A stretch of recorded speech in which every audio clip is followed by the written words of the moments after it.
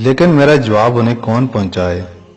پھر انہوں نے روتے ہوئے کہا، اے اللہ، میں اس بیٹے سے راضی ہوں، تو بھی اس سے راضی ہو جا۔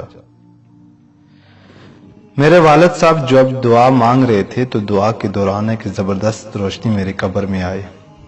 یہ دراصل رحمت کا فرشتہ تھا جو میرے والد کی دعا کو نوٹ کر رہا تھا، اور جب تک میرے والد نہیں گئے تھے میرے ساتھ رہا۔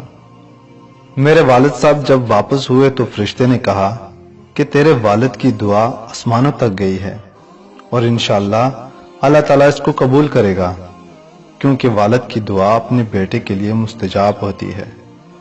میں نے تمنا کی کہ کاش میرے والد میری قبر پر زیادہ دیر کے لیے ٹھہرتے اور دعا مزید لمبی کرتے، کیونکہ ان کی دعا کی وجہ سے مجھے کافی آرام ملا۔ میں نے فرشتے سے پوچھا، کیا میں ایک سوال کر سکتا ہوں؟ اس نے کہا، پوچھو۔ میں نے کہا، جب سے میں مرا ہوں اب تک کتنا عرصہ گزر گیا ہے؟ اس نے کہا، جب سے تمہاری وفات ہوئی ہے آج تیسرا دن ہے اور اس وقت ظہر کا وقت ہے۔ میں نے حیرانگی سے کہا، 3 دن اور اتنے سارے معاملات اور واقعات اور یہ قبر کی تاریکی، جبکہ باہر دنیا روشن ہے۔ فرشتے نے کہا، تمہارے سامنے بہت لمبا سفر ہے، اللہ اسے تمہارے لیے آسان کر دے۔ میں اپنے آپ کو قابو نہ کر سکا اور رونے لگا، اور ایسا رویا کہ مجھے یاد نہیں پڑتا کہ میں کبھی زندگی میں اتنا رویا ہوں۔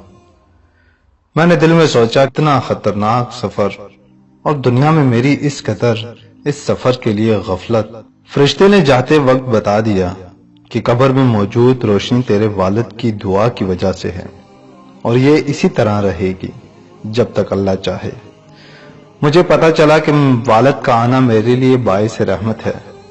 میں نے تمنا کی کہ کاش میرے ابو میری آواز سن لیں اور میں انہیں بتا دوں، اے ابو، میرے قرضوں کی ادائیگی کر دے اور میری طرف سے صدقے کر دیں، اللہ کے واسطے میرے لیے دعا کریں۔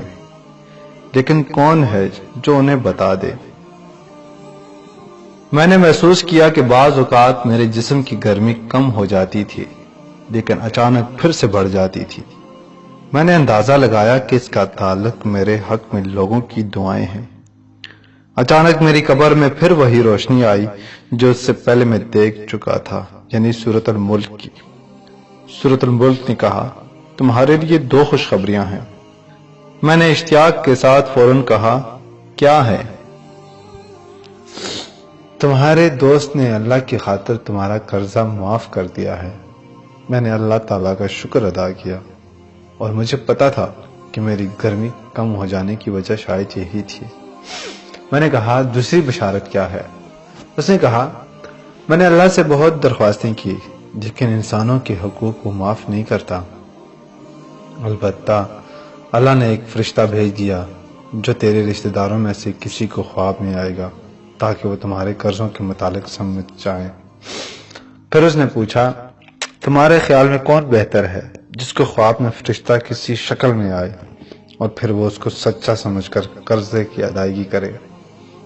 میں نے اپنی امی کے بارے میں سوچا، لیکن پھر سوچا کہ اگر اس نے مجھے خواب میں دیکھا تو رونا شروع کر دے گی اور خواب کی تعبیر نہیں سمجھ سکے گی۔ پھر میں نے تمام رشتہ داروں کے متعلق سوچا، اور جو بندہ مجھے بہتر لگا وہ میری بیوی تھی، کیونکہ وہ ہمیشہ خوابوں کا اہتمام دیا کرتی تھی۔ میں نے کہا، میری بیوی اگر مجھے خواب میں دیکھ لے تو ہو سکتا ہے اس کی تعبیر سمجھ جائے۔ سورۃ الملک نے کہا، میں متعلقہ فرشتے کو اطلاع دیتی ہوں اور اللہ سے دعا کرتی ہوں کہ وہ آپ کی مشکل کو آسان کر دے۔ اس کے بعد سورۃ الملک چلی گئی اور میری قبر میں بدستور وہ روشنی باقی تھی جو میرے والد کی دعا کی برکت سے آئی تھی، اور میں انتظار کرتا رہا جیسا کہ جیل کے اندر ہوں۔ مجھے ٹائم کا کوئی اندازہ نہیں تھا کیونکہ یہاں گھڑی نہیں تھی، نہ نماز، نہ کھانا پینا، نہ کوئی اور مصروفیات۔ دعائیں مانگنا اور ذکر و اذکار بھی بیکار۔ بعض اوقات لوگوں کے قدموں کی آوازیں سن لیتا تو اندازہ کر لیتا کہ شاید کسی کا جنازہ ہے۔ بعض اوقات لوگوں کے ہنسنے کی آوازیں آ جاتی تھی تو مجھے تعجب ہوتا تھا کہ ان کو اندازہ نہیں ہے کہ ہم کس صورتحال سے دوچار ہیں۔ کافی وقت گزرنے کے بعد اچانک میرے جسم گرمی بڑھنی شروع ہوئی اور میں چیخنے لگا تھا۔ ایسا لگ رہا تھا جیسے میں ایک تندور کے اندر ہوں۔ میرے خوف میں اضافہ ہوتا چلا جا رہا تھا، لیکن پھر اچانک گرمی کم ہونی شروع ہوئی، جہاں تک کہ بالکل غائب ہو گئی۔ سمجھ میں نہیں آ رہا تھا کہ ایسا کیوں ہو جاتا ہے۔ اس کے بعد ایک بار پھر سورۃ الملک کی روشنی آ گئی اور مجھے کہا تمہیں مبارک ہو۔ میں نے کہا وہ کیسے؟ اس نے کہا خوابوں کا فرشتہ تمہاری بیوی کو خواب میں گیا اور تمہاری بیوی نے خواب میں تمہیں ایک سیڑھی پر چڑھتے دیکھا اور دیکھا کہ 7 سیڑھیاں باقی ہیں اور تم پریشان کھڑے ہو کیونکہ آگے نہیں چڑھ سکتے۔ پھر وہ فجر کی نماز سے پہلے اٹھی، تمہاری یاد میں روئی اور صبح ہوتے ہی ایک عورت سے رابطہ کیا جو خوابوں کی تفسیر کرتی ہے اور اس سے اپنا خواب سنایا، اور اس عورت نے کہا اے بیٹی تمہاری شوہر قبر میں تکلیف میں مبتلا ہے کیونکہ اس پر کسی کا 1700 ریال قرض ہے۔ تیری بیوی نے پوچھا کس کا قرض ہے اور ہم کیسے ادا کریں؟ اس نے کہا مجھے نہیں معلوم، اس بارے میں علماء سے معلوم کرو۔ پھر تیری بیوی نے ایک شیخ کی اہلیہ سے رابطہ کیا اور اسے ساری بات بتا دی تاکہ وہ شیخ سے جواب پوچھ لے۔ الغرض شیخ نے کہا کہ میت کی طرف سے صدقہ کر دے، ہو سکتا ہے اللہ تعالیٰ اسے قبول کر کے میت کا عذاب ہٹا دے۔ تیری بیوی کے پاس سونا تھا جس کی قیمت 4000 ریال تھی، اس نے وہ سونا تیرے والد کو دیا اور تیرے والد نے اس کے کچھ رقم مزید لگا کر صدقہ کیا اور یوں تیرا مسئلہ حل ہو گیا۔ میں نے کہا الحمدللہ، مجھے اس وقت کوئی تکلیف نہیں ہے اور یہ سب کچھ اللہ تعالیٰ کے فضل اور تیرے تعاون سے ہوا ہے۔ سورۃ الملک نے کہا اب اعمال والے فرشتے تمہارے پاس آ جائیں گے۔ میں نے پوچھا کیا اس کے بعد بھی میرے لیے کوئی خطرہ ہے؟ اس نے کہا سفر بہت لمبا ہے، ہو سکتا ہے اس میں کئی سال لگ جائیں، لہذا اس کے لیے تیار رہو۔ کئی سال والے جواب نے میری پریشانی میں اضافہ کر دیا۔ سورۃ الملک نے کہا بہت سارے لوگ ہیں صرف اس وجہ سے قبروں میں عذاب جھیل رہے ہیں کہ وہ بعض باتوں کو معمولی سمجھتے تھے جبکہ اللہ کے نزدیک وہ معمولی نہیں ہیں۔ میں نے کہا مثلاً کون سے اعمال؟ اس نے کہا بہت سارے لوگوں پر قبروں میں اس لیے عذاب ہے کہ وہ پیشاب سے نہیں بچتے تھے اور گندگی کی حالت میں اللہ کے سامنے کھڑے ہوتے تھے۔ اس طرح چغلی، چوری، سود اور مال یتیم کی وجہ سے بہت سارے لوگوں پر عذاب ہو رہا ہے۔ پھر اس نے کہا کہ کچھ لوگوں پر عذاب قبر اس لیے ہے تاکہ قیامت آنے سے پہلے ان کا کھاتا صاف ہو جائے، اور کچھ لوگوں پر قیامت تک عذاب رہے گا اور پھر جہنم میں داخل کیے جائیں گے۔ میں نے کہا اللہ تعالیٰ کی سزا سے بچنے کی کوئی سبیل ہے؟ سورۃ الملک نے کہا کہ عمل تو تمہارا منقطع ہو چکا ہے، البتہ 3 کام ایسے ہیں جو تمہیں اب بھی فائدہ پہنچا سکتے ہیں۔ میں نے پوچھا وہ کیا ہے؟ اس نے کہا اہل و عیال کی دعا اور نیک عمل۔ اس کے علاوہ کوئی کام اگر تم نے دنیا میں کیا ہے جو انسانوں کے لیے نفع بخش ہو، مسجد کی تعمیر، تو اس سے تم مرنے کے بعد بھی مستفید ہوگا۔ اس طرح اگر علم کی نشر و اشاعت میں تم نے حصہ لیا ہو تو وہ اب بھی تمہارے لیے نفع بخش ہے۔ میں نے کہا میں کتنا بدبخت ہوں کہ دنیا میں کتنے عمل کے مواقع تھے جس سے میں نے کوئی فائدہ نہیں اٹھایا، اور آج بے یار و مددگار قبر میں پڑا ہوں۔ میرا دل چاہا میں چیخ کر لوگوں کو پکاروں کہ اے لوگو، قبر کے لیے تیاری کر لو۔ خدا کی قسم اگر تم لوگوں نے وہ کچھ دیکھا جو میں نے دیکھا تو تم مسجدوں سے باہر نہیں نکلو گے اور اللہ کی راہ میں سارا مال لگا دو گے۔ سورۃ الملک نے کہا مردہ لوگوں کی نیکیاں عام طور پر شروع کے دنوں میں بہت ہوتی ہیں، لیکن اس کے بعد رفتہ رفتہ وہ کم ہوتی چلی جاتی ہیں۔ میں نے پوچھا کیا یہ ممکن ہے کہ میرے گھر والے اور میرے رشتہ دار مجھے بھول جائیں گے؟ مجھے یقین نہیں آ رہا ہے کہ وہ اتنی جلدی مجھے بھول جائیں گے۔ اس نے کہا نہیں، ضرور ایسا ہوگا، بلکہ تم دیکھو گے کہ شروع میں تمہاری قبر پر تمہارے اہل و عیال زیادہ آئیں گے، لیکن جب دن ہفتے مہینوں میں اور مہینے سالوں میں تبدیل ہوں گے تو تمہاری قبر پر آنے والا ایک بندہ بھی نہیں ہوگا۔ مجھے یاد آیا کہ جب ہمارے دادا کا انتقال ہوا تھا تو ہم ہر ہفتے اس کی قبر پر جایا کرتے تھے، پھر ہر مہینے میں ایک بار، اور پھر ہم انہیں بھول گئے۔ جب میں زندہ تھا تو مردوں کو بھول جاتا تھا، لیکن آج میں خود اس حالت کو پہنچ چکا ہوں۔ دن، ہفتے اور مہینے گزر گئے اور میری مدد کے لیے کوئی نہ تھا، سوائے چند اعمال کے جو مجھے پہنچتے تھے، یا میرے والد، بھائیوں اور دوسرے رشتہ داروں کا میری قبر پر آنا جو رفتہ رفتہ کم ہوتا گیا۔ زیادہ تر مجھے اپنی والدہ کی دعا پہنچتی رہی جو وہ تہجد میں میرے لیے کرتی رہی۔ بخدا دعا میرے لیے اطمینانیت کا باعث ہوتی تھی۔ نیک اعمال کا آنا کم ہوتا چلا گیا۔ نہ معلوم کیا وجہ تھی کہ سورۃ الملک کا آنا بھی بند ہو گیا۔ میری قبر میں پھر اندھیرا چھا گیا۔ مجھے بعض گناہ یاد آئے جو میں نے کیے تھے، ایک ایک دن اور ایک ایک گھڑی یاد آ رہی تھی۔ مجھے اپنے گناہ پہاڑ کے برابر لگ رہے تھے۔ اپنے آپ کو ملامت کر رہا تھا کہ کتنے گناہ ہیں جو میں نے بڑی دلیری سے کیے تھے، کتنی نمازیں ہیں جو میری فوت ہو گئی ہیں، کتنی فجر کی نمازیں ہیں جو میں نے غفلت کی وجہ سے نہیں پڑھی۔ ایک دن اچانک ایسی روشنی آئی جیسے سورج نکل چکا ہو، اور میں نے فرشتوں کی آوازیں سنی کہ وہ ایک دوسرے کو مبارکباد دے رہے ہیں۔ میری سمجھ میں نہیں آ رہا تھا کہ کیا ہو چکا ہے کہ میرے پاس سورۃ الملک آئی اور خوشخبری سنا دی۔ سورۃ الملک نے بتایا کہ رمضان المبارک کا مہینہ شروع ہو گیا ہے، اور یہ رحمت اور معافی کا مہینہ ہے، اور اس بہت سارے مردے مسلمانوں کی دعاؤں کی برکت سے نجات پا لیتے ہیں۔ میں بہت خوش ہوا۔ اللہ تعالیٰ انسانوں پر کتنا مہربان ہے، لیکن انسان ہے کہ گمراہی پر تلا ہوا ہے۔ سورۃ الملک نے بتایا کہ اللہ تعالیٰ کسی کو آگ میں نہیں ڈالنا چاہتا، لیکن یہ انسانوں کی اپنی حماقت ہوتی ہے کہ وہ ایسے گناہ کر جاتے ہیں جو ان کی سزا کا موجب ہوتے ہیں۔ پھر اس نے کہا کہ اب تھوڑی دیر بعد مسلمان نماز پڑھیں گے اور تم ان کی آوازیں سنو گے۔ سورۃ الملک چلی گئی اور میری قبر میں بدستور روشنی تھی، اور میں نے پہلی بار مسجد سے آنے والی آواز سن لی۔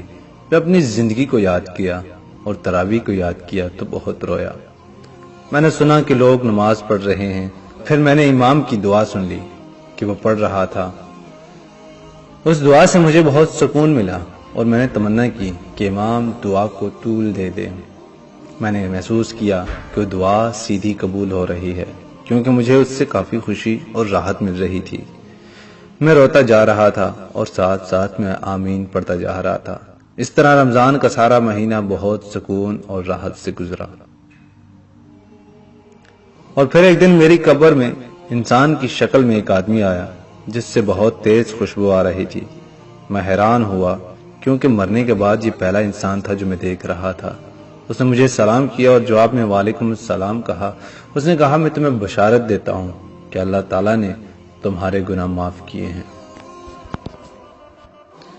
میں نے کہا اللہ آپ کو جزائے خیر دے، آپ کون ہیں؟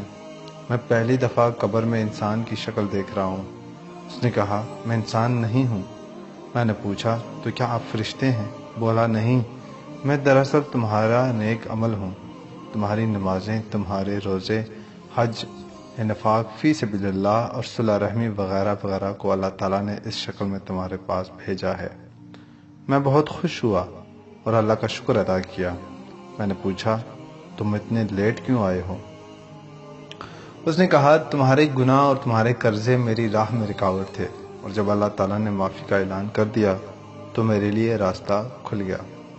میں نے پوچھا تو کیا اس معافی کے بدلے میں اللہ تعالیٰ مجھے جنت دے گا؟ اس نے کہا یہ بات اللہ تعالیٰ کے علاوہ کوئی نہیں جانتا۔ پھر اس نے کہا قیامت کے دن میزان سے تمہاری جنت اور دوزخ جانے کا پتہ چلے گا۔ اس کے بعد عمل صالحہ نے کہا کہ تمہارے کچھ نیک اعمال بالکل زندگی کی آخری گھڑیوں میں کام آ گئے۔ میں نے پوچھا وہ کیا ہیں؟ اس نے کہا اگر تمہیں یاد ہو تو مرتے وقت اللہ تعالیٰ نے تمہیں توفیق دی اور تم نے کلمہ پڑھا۔ تمہیں اندازہ نہیں ہے کہ فرشتوں کو کتنی خوشی ہوئی کہ تمہاری زندگی کا خاتمہ توحید پر ہوا، جبکہ شیطان تمہیں نصرانیت اور یہودیت کی تلقین کر رہا تھا۔ اس وقت تمہارے ارد گرد دو قسم کے فرشتے موجود تھے، ایک وہ جو مسلمانوں کی روحیں قبض کرتے ہیں اور کچھ وہ جو کافروں کی روحیں قبض کرتے ہیں۔ جب تم نے کلمہ پڑھا تو فرشتے چلے گئے جو کافروں کی روحیں قبض کرتے ہیں، اور پھر انہوں نے تمہاری روح قبض کر لی۔ میں نے پوچھا، اس کے علاوہ بھی کوئی نیکی ہے؟ اس نے کہا، ہاں، جب تم نے ڈرائیور کو سگریٹ چھوڑنے کی نصیحت کی تو آج جو خوشبو تم سونگھ رہے ہو اس نصیحت کی بدولت ہے۔ اس کے علاوہ اپنی والدہ کو تمہاری کال، اس کے ساتھ جو بھی تم نے باتیں کی، اللہ تعالیٰ نے ہر بات کے بدلے تمہارے لیے نیکیاں لکھ دیں۔ مجھے یاد آیا جو باتیں میں نے والدہ سے کی تھیں، مجھے پتہ ہوتا تو میں ان باتوں میں گھنٹہ لگا دیتا۔ پھر عمل صالحہ نے بتایا کہ زندگی کے آخری وقت میں ایک گناہ بھی تمہارے کھاتے میں لکھا گیا۔ میں حیران ہوا اور پوچھا، وہ کیسے؟ عمل صالحہ بولا، تم نے بچی سے کہا میں تھوڑی دیر میں آ جاؤں گا، اس طرح تم نے اسے جھوٹ بول دیا۔ کاش مرنے سے پہلے تم توبہ کر لیتے۔ میں رویا، میں نے کہا، اللہ کی قسم میرا ارادہ جھوٹ کا نہیں تھا، بلکہ میرا خیال یہ تھا کہ اس طرح وہ میرے آنے تک صبر کر لے گی۔ اس نے کہا، جو بھی ہو آدمی کو سچ بولنا چاہیے، کیونکہ اللہ تعالیٰ سچے لوگوں کو پسند کرتا ہے اور جھوٹ بولنے والوں کو ناپسند کرتا ہے، لیکن لوگ اس میں بہت تساہل اور غفلت کا مظاہرہ کرتے ہیں۔ پھر اس نے کہا، تمہاری وہ بات بھی گناہ کے کھاتے میں لکھ دی گئی ہے جو تم نے ایئرپورٹ میں کاؤنٹر پر بیٹھے ہوئے شخص سے کہہ دی کہ اللہ تمہارا حساب کر دے۔ اس طرح تم نے ایک مسلمان کا دل دکھا دیا۔ میں حیران ہو گیا کہ اتنی معمولی باتیں بھی ثواب اور گناہ کا باعث بنی ہیں۔ عمل صالحہ نے مزید بتایا کہ یہ انسانوں پر اللہ تعالیٰ کا بہت بڑا احسان ہے کہ جب وہ ایک نیکی کریں تو اللہ تعالیٰ اسے 10 گنا بلکہ 700 گنا بڑھا دیتا ہے، اور بہترین اعمال وہ ہیں جو اللہ تعالیٰ کو زیادہ محبوب ہیں۔ میں نے کہا، 5 وقتہ نماز کے بارے میں کیا خیال ہے؟ عمل صالحہ نے کہا کہ نماز، زکوٰۃ، صیام، حج وغیرہ تو فرائض ہیں، میں ان کے علاوہ بھی تمہیں ایسے اعمال بتا دوں گا جو اللہ تعالیٰ کو بہت محبوب ہیں۔ میں نے کہا، وہ کیا ہیں؟ بولا، تمہاری عمر جب 20 سال کی تھی تم عمرے کے لیے رمضان کے مہینے میں گئے تھے، تم نے وہاں 100 ریال کی افطاری خرید کر لوگوں میں بانٹ دی، اس کا بہت اجر تم نے کمایا ہے۔ اس طرح ایک بار بوڑھی عورت کا کھانا کھلایا تھا، وہ بوڑھی ایک نیک عورت تھی، اس نے تمہیں جو دعائیں دی اس کے بدلے اللہ تعالیٰ نے تمہیں بہت نیکیاں اور اجر دیا ہے۔ میں تمہیں ایک اور بات بتا دوں، ایک بار تم مدینہ جا رہے تھے کہ راستے میں تمہیں ایک آدمی کھڑا ملا جس کی گاڑی خراب ہوئی تھی، تم نے اس کی مدد کی، اللہ تعالیٰ کو تمہاری وہ نیکی بہت پسند آئی اور تمہیں اس کا بہت بڑا اجر ملا ہے۔ اس کے بعد میری قبر کھل گئی اور اس میں بہت زیادہ روشنی آ گئی اور فرشتوں کے گروہ در گروہ آتے ہوئے نظر آئے۔ عمل صالحہ نے بشارت دی کہ آج لیلۃ القدر ہے۔